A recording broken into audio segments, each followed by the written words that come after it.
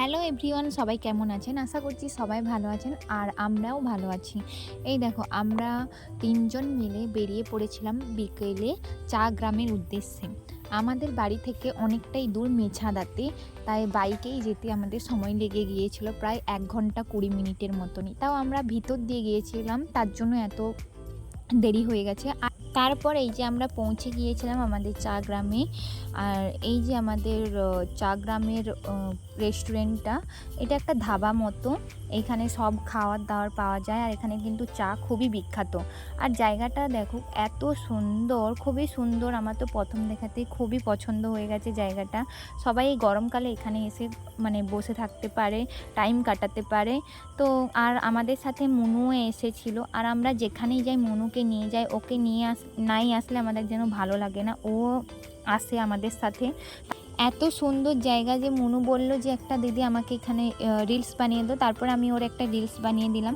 তারপর আমরা খাবার অর্ডার দিতে চলে গিয়েছিলাম। আর এইখানে দেখো জায়গা, পুরো রেস্টুরেন্টটা কিন্তু একটা মাটির ঘরের মতো, খুব সুন্দর, চারদিকে আলপনা দেওয়া, খুবই ভালো লাগছে। আর এইখানের আইটেমগুলো এত সুন্দর সুন্দর, খেতেও যেমন সুন্দর, দামও খুব অল্পই নিয়েছে।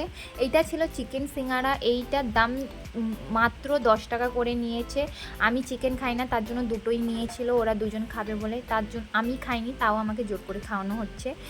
আর এই যে সেই বিখ্যাত চা গ্রামের চা মাটির গ্লাসে করেই দিয়েছে। আমার তো মাটির গ্লাসের চা খেতে খুবই ভালো লাগে। আর কার কার মাটির গ্লাসে চা খেতে ভালো লাগে সবাই কমেন্টে জানাবে।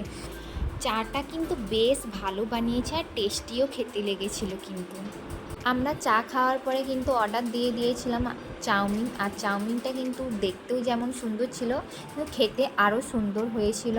কিন্তু এর দাম, এক প্লেটের দাম 50 টাকা করে নিয়েছে, অনেক কম দামই নিয়েছে।